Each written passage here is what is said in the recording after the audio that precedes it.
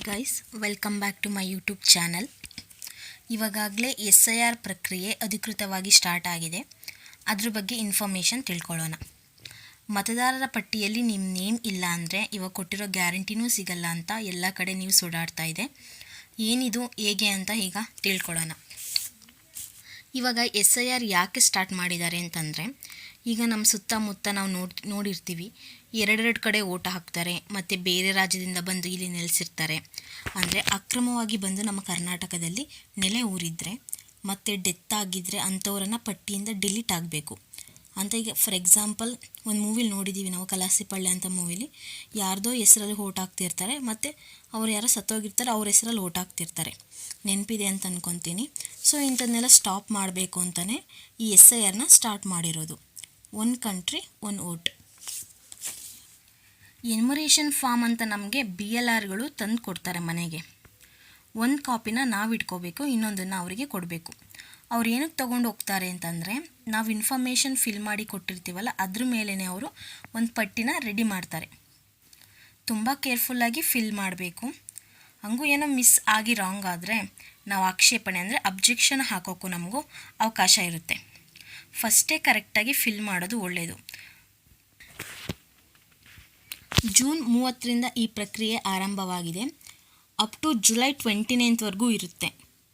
August 5ಕ್ಕೆ ಒಂದು ರಿಪೋರ್ಟ್ನ publish ಮಾಡ್ತಾರೆ. ಅದು ನೀವು ಕೊಟ್ಟಿರೋ ಇನ್ಫಾರ್ಮೇಷನ್ ಆಗಿರುತ್ತೆ. ಏನಾದರೂ ರಾಂಗ್ ಇದ್ದರೆ ನೀವು ಕರೆಕ್ಟ್ ಮಾಡೋಕ್ಕೆ ಆಕ್ಷೇಪಣೆ. ಆ್ಯಂಡ್ ಒನ್ ಮೋರ್ ಥಿಂಗ್, ಇವಾಗ 2002ರಲ್ಲಿ ನನ್ನ ಹೆಸರು ವೋಟಿಂಗ್ ಲಿಸ್ಟಲ್ಲಿ ಇರಲ್ಲ. ಆಗ ನನಗೆ 2 ಇಯರ್ಸ್ ಇತ್ತು.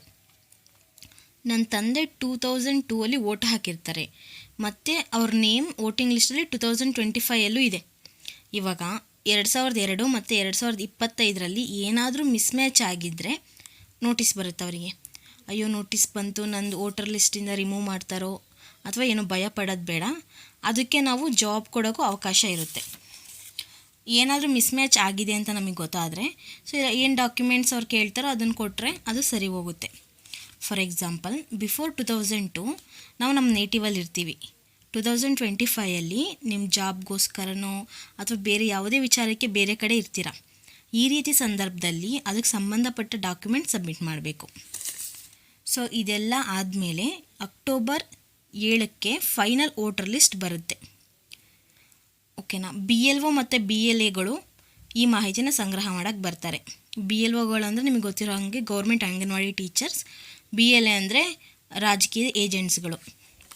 ಸೊ ಇವ್ರು ಬಂದಾಗ ಏನೇನು ಡಾಕ್ಯುಮೆಂಟ್ಸ್ ಕೊಡಬೇಕಂತಂದರೆ, ಅಂದರೆ ನಮ್ಮ ಹತ್ರ ಏನೇನು ಡಾಕ್ಯುಮೆಂಟ್ಸ್ ಇರಬೇಕು ಅಂದರೆ, Aadhaar card, voter card, ration card, electricity bill, passport, water bill and ಒಂದು ಪಾಸ್ಪೋರ್ಟ್ ಸೈಜ್ ಫೋಟೋ. ಎಲ್ಲ ಡಾಕ್ಯುಮೆಂಟ್ಸ್ಗಳು ಇರಬೇಕು ಅಂತೇನಿಲ್ಲ, ಇದ್ದರೆ ಒಳ್ಳೆಯದು. ಈಗೇನೇ ಇನ್ಫಾರ್ಮೇಷನ್ ಮಿಸ್ಮ್ಯಾಚ್ ಆಗಿ ಡಾಕ್ಯುಮೆಂಟ್ ಕೇಳಿದ್ರೆ ನಾವು ಕೊಡೋ ಥರ ಇರಬೇಕು. PLOಗಳು 3 ಟೈಮ್ಸ್ ನಮ್ಮ ಮನೆಗಳಿಗೆ ವಿಸಿಟ್ ಮಾಡ್ತಾರೆ. ಫಸ್ಟ್ ಟೈಮ್ ಅವ್ರು ಬಂದಿರ್ತಾರೆ, ಆವಾಗ ಅವ್ರು ನಿಮಗೆ ಸಿಗೋಕ್ಕಾಗಲ್ಲ.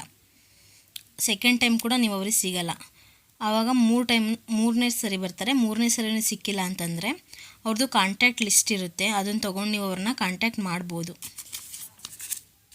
ಇಲ್ಲ ಅಂತಂದರೆ ಅವ್ರು ನಿಮ್ಮ ಮನೆಗೆ ಗೇಟ್ ಹತ್ರನೋ ಅಥವಾ ಒಳಗಡೆ ಆ ಫಾರ್ಮ್ ಹಾಕೋಕ್ಕೆ ಏನಾದರೂ ಅವಕಾಶ ಇದ್ದರೆ ಹಾಕೋ ಹೋಗಿರ್ತಾರೆ.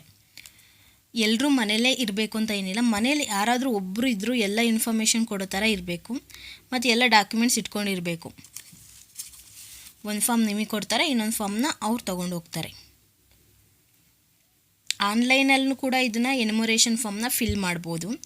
ಇದು ಹೇಗೆ ಮಾಡೋದಂತ ಮುಂದಿನ ವೀಡಿಯೋಲಿ ನೋಡೋಣ. ಮತ್ತು BLR ಇನ್ಫಾರ್ಮೇಷನ್ ನಮಗೆ ಹೆಂಗೆ ಸಿಗುತ್ತೆ ಅಂತಲೂ ಮುಂದಿನ ವೀಡಿಯೋಲಿ ಹೇಳ್ತೀನಿ. ಈ ಇನ್ಫಾರ್ಮೇಷನ್ ನಿಮ್ಗೆ ಇಷ್ಟ ಆಗಿದ್ದರೆ ಸಬ್ಸ್ಕ್ರೈಬ್ ಮಾಡಿ, ಸಪೋರ್ಟ್ ಮಾಡಿ. Thank you.